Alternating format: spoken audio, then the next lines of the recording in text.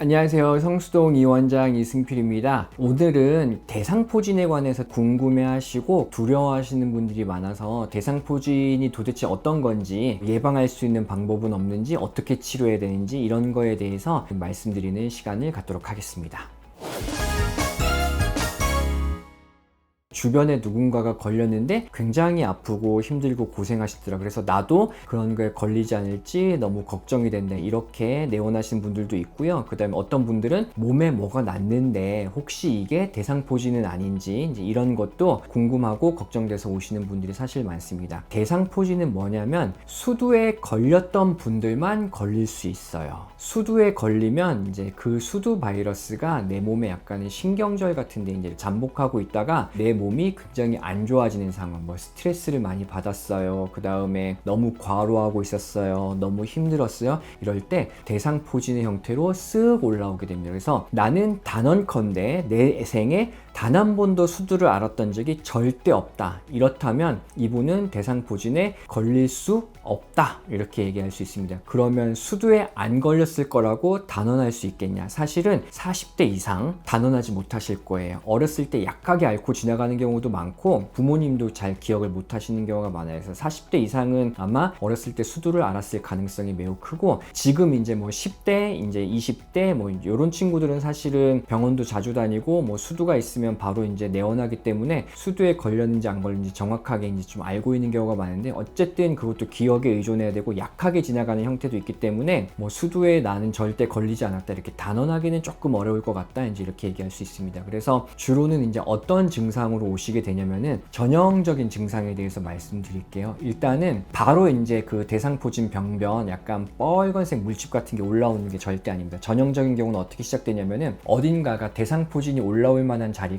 굉장히 아프기 시작해요. 그래서 뭐 흔하게는 뭐 가슴, 복부, 등 같은데, 심지어 다리, 팔, 얼굴, 머리 모든 부분에 다 생길 수 있어요. 대상포진이 생길 수 있는 부분들이 아프기 시작합니다. 어떤 느낌으로 아프냐면 욱신욱신하다, 이 말이 제일 맞을 거예요. 욱신욱신하다, 화끈화끈하다, 따끔따끔거린다, 이렇게 표현들을 좀 많이 하시고, 그래서 굉장히 조금 일단 아픈데 심하지 않은 경우는 그렇게 힘들지 않은 통증으로 오는 경우들도 있어요. 그래서 이 정도면 별로 안 아픈데 이건 대상포진이 아니겠지, 이제 이렇지 않은 경우도 있는 거거든요.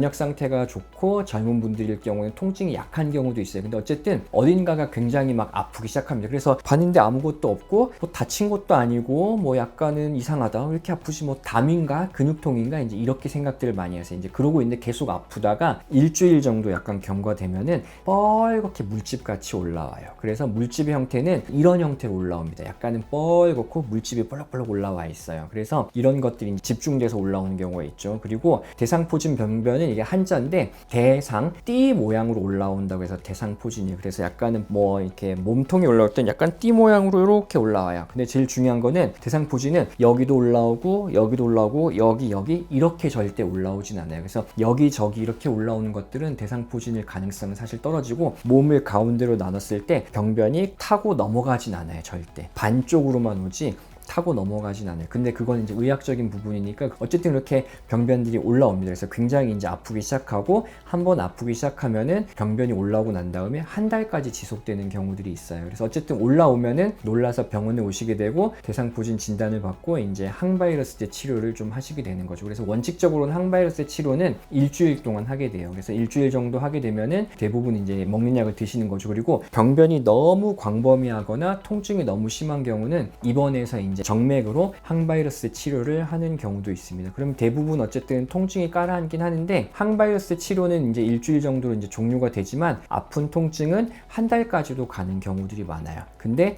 문제가 되는 거는 포진 후 신경통이죠. 그래서 이제 이것 때문에 사실 대상포진이 제일 무섭다고 하는 거예요. 피부 병변이 다 가시고 시간이 지났음에도 불구하고 계속 아픈 경우들이 좀 있어요. 그래서 이걸 포진 후 신경통이라고 하는데, 이것 때문에 사실 두려운 경우들이 제일 많죠. 그래서 포진 후 신경통은 병변이 너무 광범위하거나 나이가 많이 드신 분들이 대상포진 앓았을 때 좀 더 잘 나타나는 경향이 있다, 이제 이렇게 말씀드립니다.